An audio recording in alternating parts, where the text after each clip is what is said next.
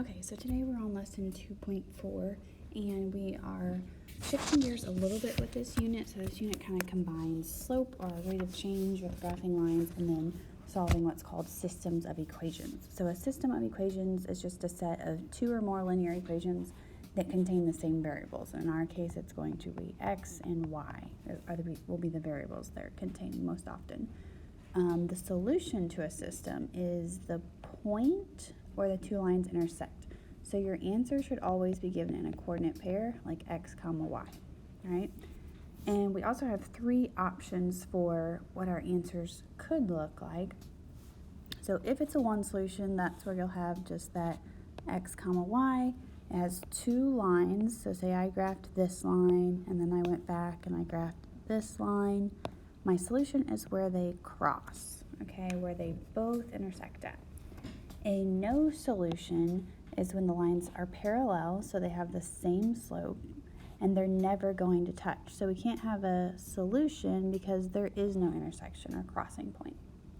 And then lastly, infinite, you can write it with the little sideways 8 if you want, they have the same slope and the same y-intercept. So essentially they are the exact same equation. When you first look at this one and this one, they don't look like they're the same, but if I have negative 2x plus 2y equals 4, well, before you graph it, you still want to rewrite in slope-intercept form. So in this case, I would add 2x, and I would add it over on the right side. So now I have 2y equals 2x plus 4, and then I would divide by 2. So I have y equals, that's just x, 4 divided by 2 is 2. Now that equation matches this equation. So they actually are the same line.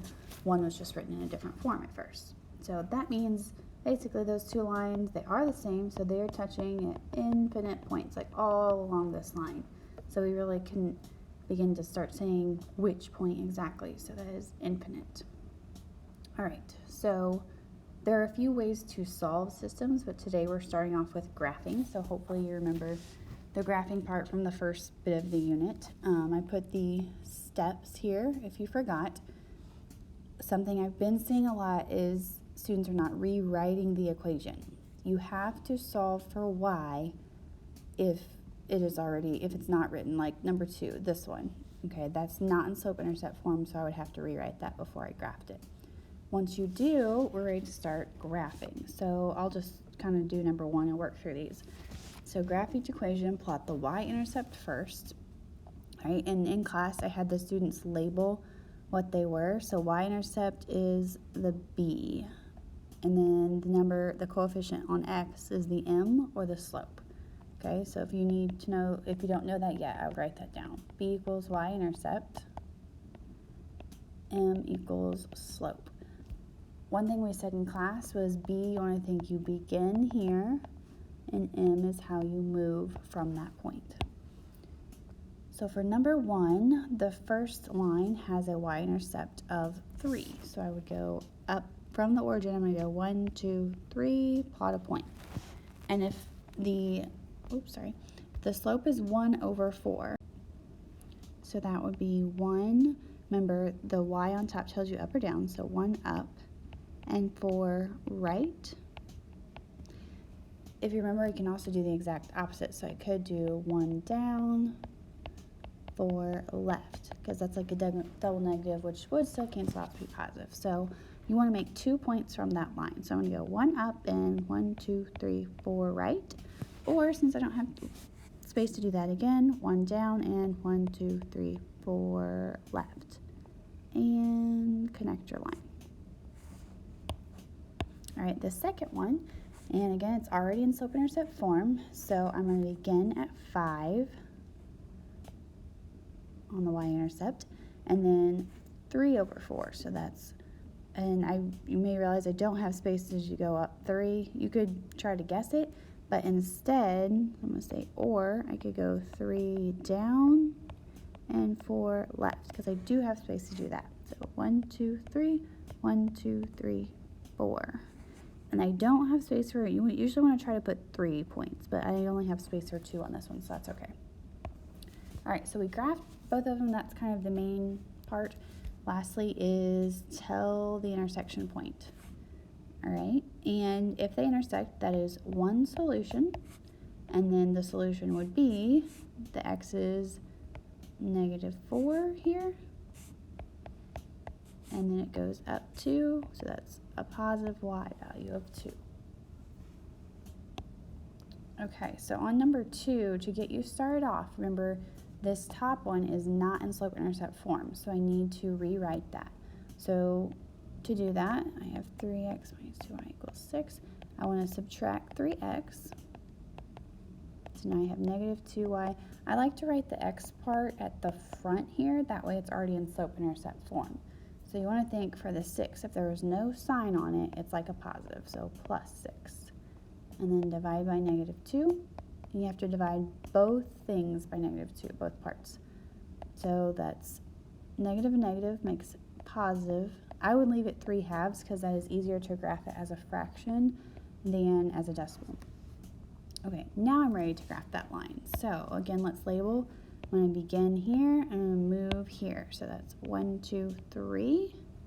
And then I would move up 3, 1, 2, 3, and right 2, 1, 2. And I can do that again, 1, 2, 3, 1, 2. Looks like that's all I have space for, so I'm going to go ahead and connect my line. All right, now the second equation looks a little odd. So y equals -3. So you have to be careful on these because sometimes people confuse if they're a vertical or horizontal line. I like to think, so if y equals -3, where do I go for that? Well, I want to go, the y is this way, right? And I want to go down 1, 2, 3, right here. Well, I can't make it a vertical line because then that would be a different y all along here. Like here would be -2, here -1, here 0. So, but if I go horizontally, every point along that line has a y value of -3. So like here would be 1, -3. Here would be 2, -3, 0, -3, etc. All right, so again, point where they intersect, they only intersect once, so that's one solution. And the point has an x value, almost wrote that order, of 0 because I didn't go left or right to begin. I just stayed right on the origin, but I did go down 3. So that's 0, -3.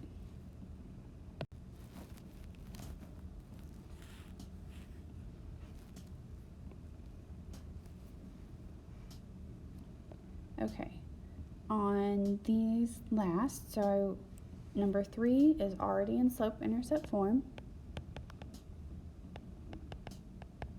So that means it is ready to graph. So if I have 3x minus 7, this is IM. You can write, if it's a whole number, you can put it over 1 to help you. And my b over here. So -7 is my begin. 1, 2, 3, 4, 5, 6, 7. Graphs are kind of small, sorry. And then the slope is 3 over 1. So 1, 2, 3 up, right 1. 1, 2, 3, 1. 1, 2, 3, 1. And let's go ahead and go all the way across on this. And you could also go down that way. Okay, now the other line starts at 4, positive 4, so 1, 2, 3, 4, but it also has a slope of 1, so 1, 2, 3, 1.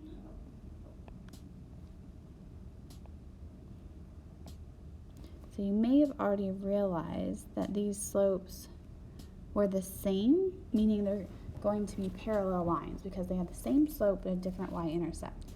So these ones actually are never going to touch, so that makes it no solution. Or you could write the symbol like that. So on these you will not have an ordered pair because they don't cross anywhere. Okay, 4 is not in slope-intercept form, so you need to take a minute and rewrite it.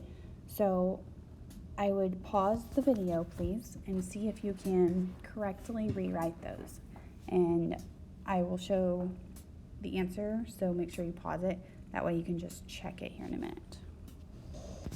Okay, hopefully you're checking your answer for that first one. So this one I did over here and just solved that for y, or wrote it in slope-intercept form.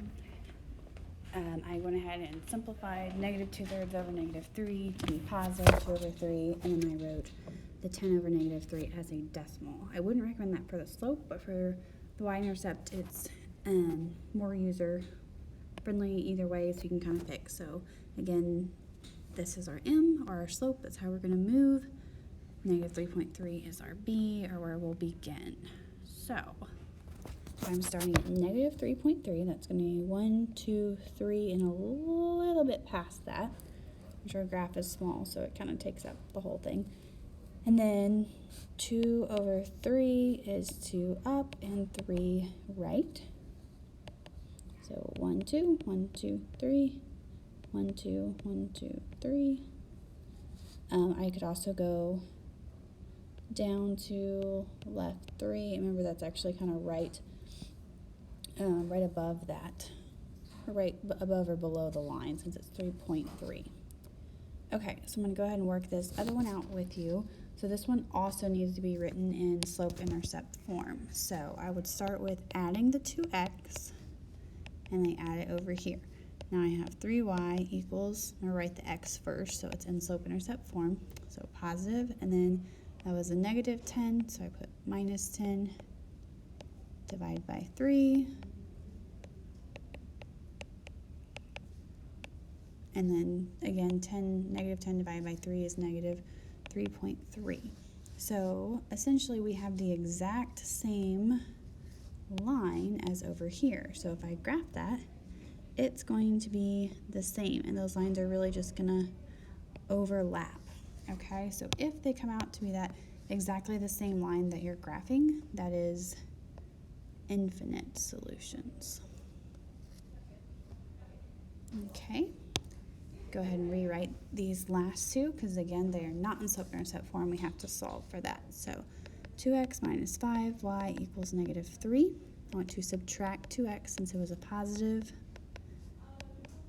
Leaves me with negative 5y on the left, and then remember, since we can't subtract negative 2x and 3 because they're not like terms, meaning the 2 has an x and the 3 doesn't, I just kind of write them like this together and divide by 5, or negative 5, sorry. Alright, so that gives me these change to positive, so 2/5 x, and then negative 3 divided by negative 5 is positive, and then 3 divided by 5 is 0.6. That's usually easier to kind of think about how to graph it. It might help you see. So I'm going to start my begin at 0.6, and I'm going to move 2 over 5. So over here, 0.6 is going to be right beneath, well, it's really a little over halfway in between, but it's hard to graph that, so just kind of eye it. And I'm going to go up 2 and right 5. So 1, 2, 1, 2, 3, 4, 5. I should have room to do that again. Or I could do the same thing going down.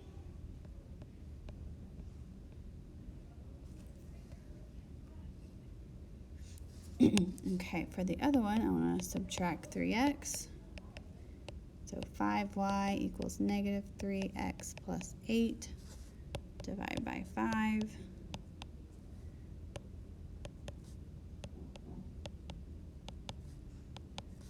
And 8 divided by 5 is 1.6. Okay, so I'm going to go ahead and graph that. Oop.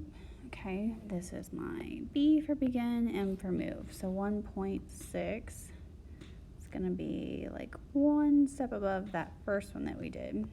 And then the slope is negative 3 over 5. So for that, I can either go down 3 and right 5, or I can go up 3 and left 5.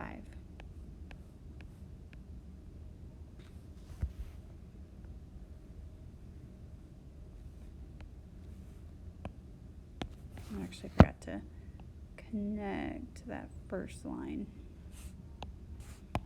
Okay, so first thing you want to ask, okay, do they cross? Yes, they do, and only one time.